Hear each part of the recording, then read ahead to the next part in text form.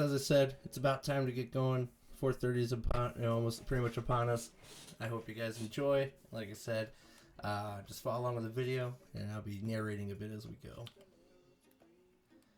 All right. I love this intro. I think Corey did a really cool job with us having the moving video and the letters. I just wanted to point that out because I think that's so novel. And those are all videos of things we do at camp. So what we got going on here is our layout. So everything we're going to need for cooking today. So as you can see here on the left, all right, we got 2 pieces of bread, untoasted. I just use standard regular Italian bread. 2 pieces of cheese. Munster cheese is my favorite. I love Munster cheese. You can blame my mom for it. And then we have this spicy ham or capicola, all right, which is my favorite deli meat. You can also use bacon or sausage, but I like to use like some sliced ham or diced ham when I do breakfast. We got some imperial butter, just the butter that we happen to buy. 2 eggs, Cholula.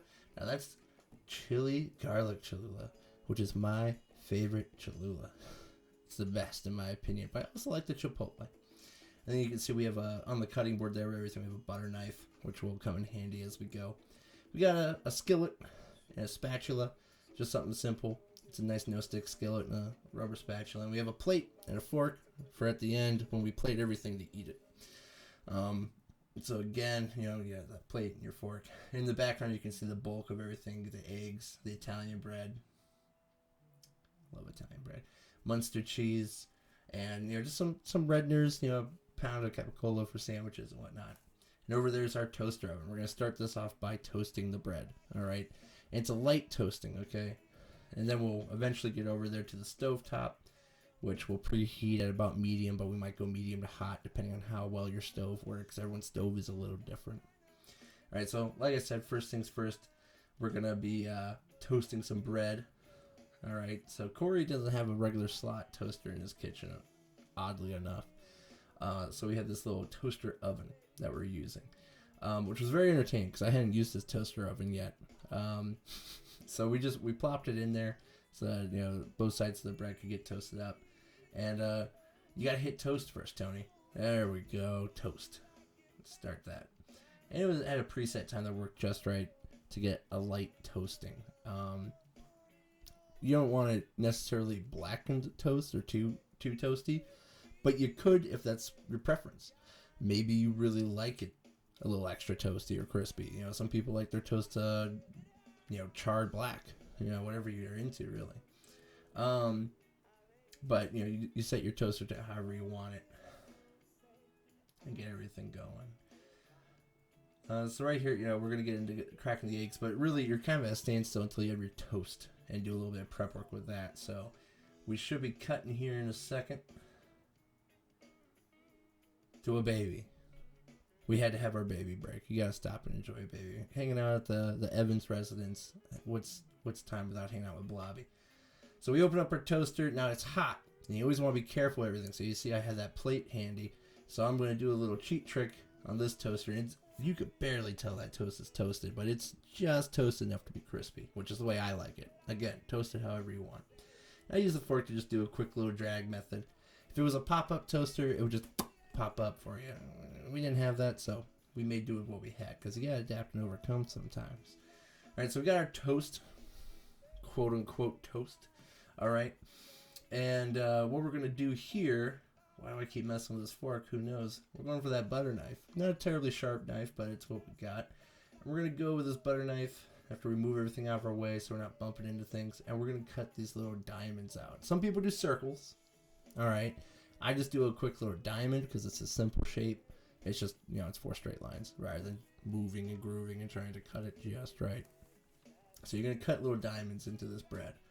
Again, you might know this as egg in a basket or toasting eggs or all sorts of different names. Throw it up in the comments section if you know a cool local name for this dish or for this way of cooking your breakfast. Add it. I'd love to hear it. Let's get some interaction out there. All right, so we got our little cuts.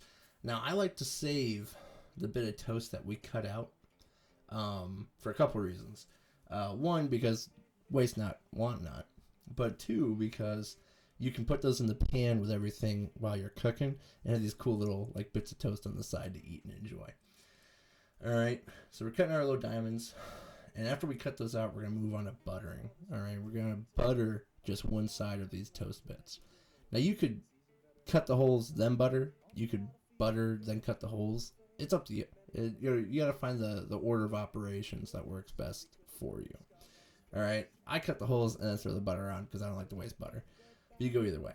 And yeah, I get it. It's ironic I'm saying that right now because as you're about to see, I do enjoy butter. It's kind of a go figure. Who doesn't like butter? It's delicious.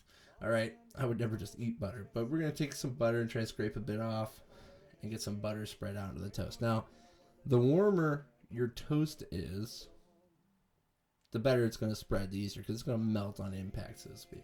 When you lightly toast like I do, it's not melting so much just yet, which works out later down the road when we get to the pan.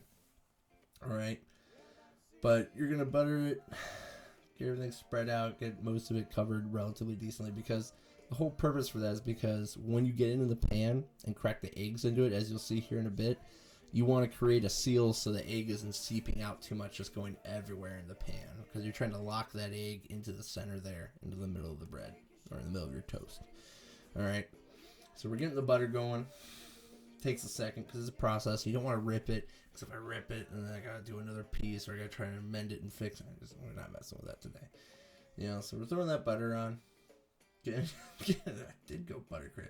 This was like 8 o'clock at night. Haven't eaten dinner yet, so I might have been a little overzealous with the butter. Some people don't like cooking with butter. Maybe you prefer a healthier option, whether it's I can't believe it's not butter, kind of a substance, or maybe you use an oil, a cooking oil, in its stead. If you use the cooking oil, then you don't really have to do the butter added on here. You could just leave it, or maybe you do the butter here and the cooking oil in the pan. Save yourself some operation. And we didn't want to waste that butter we pour off, so we're just throwing it on those little guys. That's a lot of butter, Tony. Gosh, it must have been 8 o'clock at night. So now that we have our toast prepped, we're gonna head over to the stove where we're gonna heat up our start really cooking in the pan. All right, and notice I'm reminding you we're only buttering one side. Can you believe it takes that long to butter one side of toast these days? Goodness. All right. Transition. Oh, look at that. So you see we got about medium heat. Start off at about medium heat. Again, it's up to preference on how crispy or how quickly you're trying to cook this. I like to take my time when I'm cooking, so I don't bump up the heat to max and hope for the best, because then you gotta move in accordance with that. I like to take my time. So we got the heat going, the stove's starting to heat up, we got the pan ready. We're going to put some butter in the pan. This should be, if I remember last night correctly, we're moving everything over just to make sure we have over our ingredients. You want to stage everything as you're going along cooking. All right. And now this is the big part where you really need to have, if you're younger and aren't too familiar with stoves or cooking, maybe have a parent or someone around to help you along the way, just for safety purposes. All right. So we're heating up, we're getting the pan on there. Eggs in a basket. Okay, Clint. Eggs in a basket. See, I've heard eggs in a basket. That's how they sell it at Cracker Barrel. That's what they call it there. All right, we're heating up. Now, we should be showing you, there's a cool trick about a stick of butter that I was surprised first time I realized some people don't know this. But on a stick of butter, there's a reading on the side of measurements. All right. So you got tablespoons. And in a pan, you don't need more than a tablespoon of butter in a pan to, get everything ready for cooking. All right. So we went over to our untouched end of the stick of butter, and we found our 1 teaspoon marking, came down around, cut it. Look at that precision. Put it in the pan. You could use a half teaspoon for this part of the process, a full teaspoon if you're butter but it really also depends on how many you're doing at once. If you have a big enough pan where you can do 6 of these at once, and they're out there, I've seen them, then you're gonna want to use the appropriate amount of butter to get the pan prepped so that everything's gonna cook all right. And this is a point where if you wanted to get real fancy, you could add seasonings like your salt and your pepper, or whatever you're using. I don't do a terrible amount of salt and pepper in cooking, but it depends on how you feel that day. For this, just to keep it simple, we just did some butter in the pan. And we break it in half. All right. Now, there's a reason for that because we're going to be doing 2 of these at once. And I like to space them out so there's a dab of butter on the inside of each piece of toast to help prep it. Again, it's because we're trying to create that seal on the inside so that we have as little seepage as possible from the eggs underneath escaping the center of the toast. All right, you see I got them locked in. You got to do a little bit of adjusting in cooking. You want to be careful. Notice we're being plenty careful here. You know, we were able to get out of it. No burns. No issues. All right. So we got that going. So we're going to want to let that kind of sit and sizzle and set itself for a bit. Maybe do a couple shake arounds just to get everything in place where we want it. Get it worked around a bit so that butter melts and spreads out. So we're, again, creating that seal so the eggs aren't sinking out. Yeah. I saw that. Those of you who do pay attention to the comments section, there is all the fun in the world going on there. That's right, Sherry. Healthy living is a relative concept. Goodness. Don't worry. Eventually, we do knock the butter out from the center. We're not leaving it there the entire time. We're going to pop it out here in a little bit so it can continue on the sides, getting everything going. Hey, Jade. Thanks for joining. All right. There we go. We're scooping the butter out. We're going to put it off to the sides because you don't want to forget those little guys that we cut out of there before when we were prepping the toast for the pan. Ah, there they are. They're going to nestle in there. Those are the guys that are probably like the most cholesterol of this entire cooking experience here because they're just smothered in butter.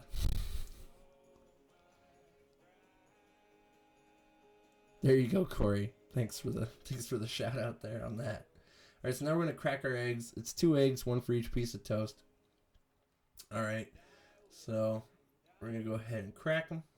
But I always bring a trash can over because I don't like you try to minimize mess and clutter. So I have a trash can nearby. You saw me move it just so I can crack, dump, and then pitch the eggshell and not make a big trail or a mess or anything like that. Some people actually do it where they keep the broken eggshell, the cracked eggshells afterwards in the egg carton with the rest of the eggs. There's nothing wrong with that. It's not bad for you or unhealthy or unsanitary or anything really. At least not that I know of. Correct me if I'm wrong. Feel free. It just really depends on what you do with your eggshells. Some people save them like that, and then when the whole carton's used up, they throw it in their compost pit and then throw away the carton or reuse it depending on what they do. So here we're capping it. Okay, we're going to put our cover onto our skillet so that the heat can just get trapped in there and everything can start to cook because you want the eggs to start to really solidify. Now, the stove didn't heat up as fast as we were hoping. Because originally on some electric stoves you have the inner burner, outer burner option on the bigger parts, the bigger pads, and we were hoping. So we took a dog break because Odie came by. Odin is one of Corey's 2 dogs. He's got 2. You're gonna see both of them over the course of this video. Odin's the younger one. He is a absolute ball of energy and chaos. I love that dog. He is too funny. He doesn't get along with my dog, but you can't win them all, right? And hopefully in a future video, we'll find an opportunity for you guys to meet Callie, who's my dog. All right, so now it's really starting to cook. And what you're looking for is when you look at the eggs, you want the bottom, when you look at the actual egg portion by the yolk, you want to see the bottom starting to turn white and solidifying because that's going to let it be really locked onto the toast there. And it can take a minute. It can go quick. Again, it depends on your comfort and what temperature you're cooking at and your stove heating up appropriately for cooking. But we're working it and keeping everything moving because we don't want anything to get stuck to the pan or anything like that. Cooking it up. That butter on the top is starting to melt and do its thing. And we're pretty much just trying to get it to a point where we can flip it. All right? Where everything's sticking together for the most part so we can really do the first, the actual flipping. And flipping can be tricky. You really just got to take your time and call it as best you can. But I think we are. Yeah, I think we're about ready to flip the first one. And you want to do it quick because it's going to splash. See that splash? And then just scooch everything back into it. but also make sure you break in between the two pieces of toast so they don't get stuck together. All right, and then this is where I'll throw on some sauce. You could throw it on here and trap it in there for the next step, or you can throw it on at the end. And again, it's up to personal preference. You know you best. All right, we're getting here ready to flip the second one. I'm cheating a little bit there with my hand, but we're being careful. All right, flipperdoodle. All right, and we're going to throw a little more of that Cholula. I just love saying Cholula. All right, I like a lot of Cholula. I like spice. I'm a spicy guy. And then we're going to throw our Munster cheese on there. All right, just lay it on there. Tuck it in, so to speak. All right, and then we got the spicy ham, the capicola. All right, and notice I'm tearing it into strips and throw it on. You could just throw it on as a slice. You could tear it into strips. You could dice it, whatever you want to do. You could also do it where maybe you do this with your bacon. With the bacon, you're going to want to pre-cook that. All right, cook in a pan ahead of time. And you can actually, if you want, you can, and we'll talk about that more later in the video, you can cook bacon in the pan ahead of time, put it off to the side, save the bacon grease, and use that instead of the butter to cook, to start the cooking process for the toast and eggs and everything. It works just the same, and it adds a nice flavor to it. And then you put the bacon on top with the cheese and let it all melt together a bit. So right now we capped it again. We got the plate ready so we could plate it. All right, it's heating. We're in super time-lapse mode yet again. We've been doing that here and there just because of time constraints. We're trying not to make these videos too long, but make sure everything gets covered. All right. So now it's in a pretty good spot. You'll notice there's like a little bit of color change going on in the capicola. It's because, it's deli meat, so I can kind of get away with not having it, cooking all the way through or getting too crazy on cooking it. You can have it in there as long as you want to get to where you want it, where you're most comfortable. I like to keep it simple, personally. But now we're just going through and loosening it up with our spatula, getting everything ready so we can plate it. Flipping over those little bits. I like those to get a little crispy because it's just a weird personal preference. I think if I remember right, I ended up stealing one here in a second just because it's 8 o'clock at night and I haven't had dinner yet. All right. Yeah, there you go. Steal it. Oh, you'll never see it again. Never again. Disappears for the rest of the video because it's in my stomach. All right, so that's cooking, finalizing. It's looking good. It's time to plate it. So we can go ahead and scoop it up. Scoop. There it goes. All right, just right to the plate. I'll scoop up that other one right to the plate. Now with a skillet, I always scrape it at the end just to loosen everything up because if you leave it on there to cool with the skillet, it can be harder to clean off later. And then remove it from the heat source, turn off your heat source. That way, you always want, when you're done cooking something at the end of any time working on a stove, you want to turn off your heat source. It's going to stay hot, so if you have to come back to cook something more, you can. Baby break number 2, young Daniel, hanging out. He was hanging out with us in the kitchen watching us go cook and do our thing. I think that was Odin hanging out next to him. And this is where we're going to get into the plating. So we have our wonderful dish. Just like any cooking show, you got to do that cross cut. Gordon Ramsay would be rolling his eyes at me so much right now. But what I usually do when I eat eggs, Moonstruck eggs, egg in a basket, whatever we want to call it. yeah, Sherry, I just saw your comment. Bacon grease is it's not healthy, but it's delicious, okay? I'm going to be honest. Perfectly honest there. All right, so we cut it in half. So one way to eat it is you cut it in half, flip it over, and make it into like a quasi sandwich. Oh my gosh, that Munster cheese just beautiful. Looks beautiful. Sagged between. And I made 2 because I want Corey to try one. But you got this nice little breakfast thing that you can take on the go. You can leave it flat as almost like a piece of toast and eat it on the go, or you can eat it with a knife and fork. Oh, that looks good. And that was delicious. That was perfect. That was exactly what I needed. Then you got Odin.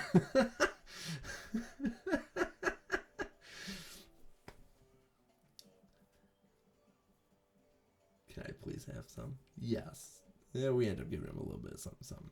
So here we're going to talk about scrambled eggs. All right, we're going to do this a little bit differently. So we got our bowl, we got our eggs, we got milk, we got a fork. All right. The fork is going to come in handy. So what we're going to do here, when I do scrambled eggs, trying to keep it simple, but we'll make things a little spicy here in a second, if you know what I mean. But we're just going to go ahead and crack 2 eggs. And again, I have the trash can off to my left, which will be all right looking at this video. Crack your egg, make sure everything dips out, throw away the shell, crack your second egg, dump everything out, pitch your shell. Try to make as little mess as possible. You want to be considerate. And then I'll put in enough milk where I do it by eye. So I'm not giving you an exact measurement, but I put milk in my scrambled eggs because it makes them a little fluffier and gives them a little more volume, gives you a little more bang for your buck. But I put a little bit of milk in there, just enough to almost fully cover the surface and make it look white. And if we were working the camera just right, there we go. So a nice splash of milk. And notice that it doesn't completely engulf and take out all the clear spots. It's just enough to bring up the volume, almost double your volume there. So you're just getting more out of it. And then you take your fork. Oh, there's some dancing bacon. You'll see why here in a second. All right, so you take your fork, and you're going to beat it all together, scramble it up, so to speak. All right. We're going to get in there real nice. And again, you notice we're using the appropriately sized bowl so that it's not up to the brim. It's not spilling out. And we're not going too crazy with the fork there to break up the eggs. But we're breaking up the yolks and getting everything nice and mixed together until it's a nice consistent color. Okay? And it's going pretty good. All right, so we got that nice yellow, scrambled egg color starting to come out. And you want to pretty much just beat it until there's no more clear spots or like little bubbles of clear spots from the body of the egg. Get it nice and balanced and evenly mixed. And again, there's nothing fancy here. It's a glass bowl and a fork. And then you're going to want to go ahead, that fork you're going to want to straight up, unless you're using it again to beat more eggs, you're going to wash it because you don't want to use that to eat later before washing it because you don't want to eat raw egg. You know what I mean? All right, so now we're going to transition back over to the stove. Any second now. God, who edited this thing? Oh, wait. We're not going back to the stove because I'm going to add something a little extra because these did end up being for me. So we got some more of that capicola. All right, which we can either rip up to put into it. All right, or, as I'm going to show you here, we can quasi-dice it. I'm no professional chef. I'm just an average Joe like everyone else. So we got our cutting board. And one of the beauties with using like a deli meat or something like that, or like basic thin ham, is all you need to cut it is a butter knife. And you just cut it into strips. You can add it in as strips. Or as you're going to see here, I'm going to cut it across again as well. Now, is that the professional way to cut something? No, but it's a butter knife, so that'd be a fun one for a later cooking video. Talk about the proper way to use a kitchen knife.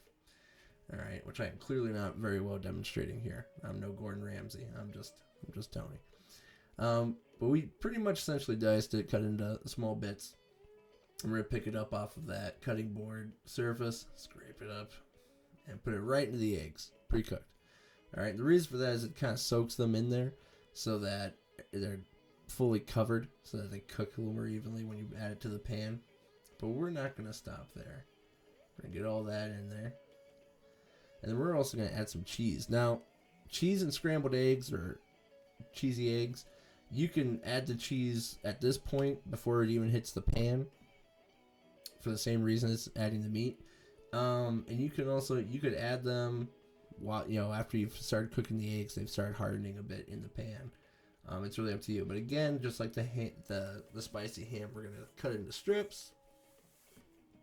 And then for this one, we're going to use a little cheat method where we're just going to pull the strips together and then cut it down. It's just a little way to get more consistency or make it a little easier on you, as opposed to that constant going back and forth and spinning the cutting board and all that stuff. All right, we're going to scrape all that up and add to our bowl. But wait, there's Olive.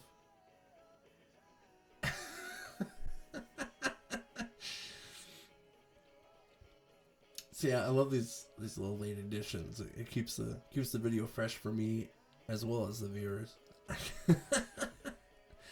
All right, so we're gonna give that a little bit of a mix just so everything, the Munster cheese we just added, the spicy ham, the capicola, everything's getting exposed to the egg and nice and covered, just similar to like what you would do with French toast and things like that. And then we're going to transition back over to the stove where we got some bacon cooking. Ooh, bacon. I love bacon. And purpose of this was one, so we could have some bacon, because who doesn't love bacon? I love bacon. Bacon's my favorite. But also, we did it so that we could show you guys a cool little cooking trick. So we're going to remove the bacon. Whenever you remove bacon, just to soak up some of the excess grease, you always want to lay it out on some paper towels, maybe cover it with another paper towel afterwards. Again, that's just to soak up the excess grease so it's not so greasy. That way it gets time to settle and sit and harden a bit. We got some nice bacon grease there. Ooh. Now, in retrospect, you can pour out a little bit. A dab will do you when it comes to bacon grease. You're not going to need that much bacon grease to cook eggs. Trust me. You're going to have excess. But we were just kind of rolling with it for our purposes today. So you get everything scraped out of that bowl. See all those bits? Because they're covered in the egg, they're sticking to that glass all the more than ever before. Alright, but we're scraping it all out because we don't want to waste. Waste not, need not. Alright, get everything out into the pan. Make sure it's all spread out and happy. And let that start cooking in that bacon grease. And that bacon grease is working just like some cooking oil or some butter or some that spray on, Pam. It's working the same as that. It's keeping everything from sticking, and it's cooking into the food, allowing it to get some little boost of flavor. Alright, so we got everything in there. And notice how fast, because that pan was preheated. Notice how fast everything is kind of cooking through on those eggs. And from here, you could easily transition this into an omelet just by keeping everything intact and flipping it and then folding it in half. Putting some cheese down the middle or some peppers or some potato, bits of potato or sausage or whatever you want, or even that bacon and some cheese. It's really up to you. But we're going to break it up and make it into more of a scramble. Alright, and we're getting those scrapes again. We're trying to keep everything moving so it doesn't cook into the pan and get stuck. Trying to get everything cooked through. Because every time you notice there's that little bit of seepage of the uncooked eggs from on the top layer getting to the bottom, getting hit and exposed to the heat properly and cooking all the way. You want to make sure everything's cooked through all the way. So we're going to break it up and move it around a bit. Personal preference, I love cooking on a flat top grill. I'm mesmerized by those things. It's too cool. But when you're at home, in a home domestic kitchen, cooking in a pan, it's what you got. It's what you got. Alright, so we're making it moving and grooving. Start flipping it a bit, section by section, getting everything cooked up. Alright, and you can see that excess bacon grease. Again, a dab would do you. Leaving that much bacon grease, it really added to the experience here.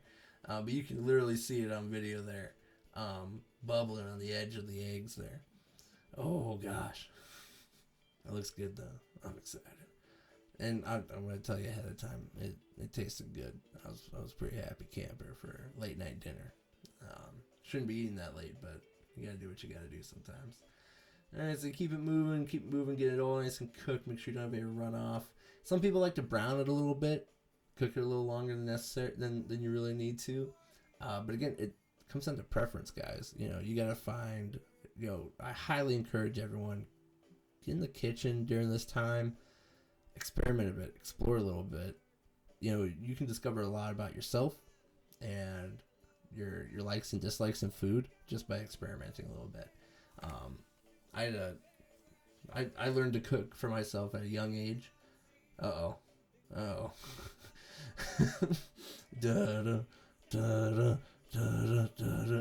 Odie was just, if you're cooking in the kitchen, you got dogs, you know how it is. As soon as you're cooking, they smell it. Oh, they're hanging out. So now we're going to go ahead and plate it, just using a simple bowl here, just to get everything. Scraping it out. And notice, using just that one slice of Munster cheese, it's not, all cheesy and sticky and crazy. It's, it's staying together pretty well. Because that Munster, that cheese helps the eggs kind of clump up nice, as well as gives you a nice little burst of flavor as you're eating. We're scraping everything out. and you got yourself a nice plate of food. Not too shabby. Not too shabby at all. All right. And we got the bacon there. Bacon, it's classic. Very, very classic breakfast meat. And again, you can prep it with bacon, ham, sausage patties, sausage links, whatever you're really going for. And I think we had our little knife and fork, glass of orange juice. Perfect little breakfast. My aunt actually commented when we posted the picture of this to market this event. All right, we didn't have toast with this final dish, but we all know how to make toast. I don't think we have to go too in depth after that. Now, when you're done, you always want to make sure you clean up the kitchen. A rule I have in my house as a bachelor, just to keep things tidy, is after you cook something, you want to let it sit and settle and cool off anyways. So that's perfect time to go through and clean your pan while it's fresh and still kind of warm, because it's easier to clean when it's warm, in my opinion. And anything you used for cooking, put away anything you didn't use. Any excess food, get it back in the fridge so it doesn't spoil or you don't forget it out and about, or the dogs don't get a hold of it if you have dogs. And then you're all cleaned up, everything's put away, and you're ready to enjoy your meal. So I hope you guys enjoyed cooking with Tony. Maybe tomorrow morning try something new, or try a couple ideas that you might have learned in this class. It was fun making it and fun talking to you guys about it. Continue to tune in the rest of this week for our online classes in the morning and the afternoons. They pop up on the schedule. I know tomorrow we have Becky, who's doing some upcycling with making some birdhouses. And I know Friday is chess strategies at 4 p.m. with me, as well as Friday night we're going to have a online cedar chip ceremony with a campfire and some sing-songs with Nathan. So I hope you guys tune in, and I hope we get to see you guys.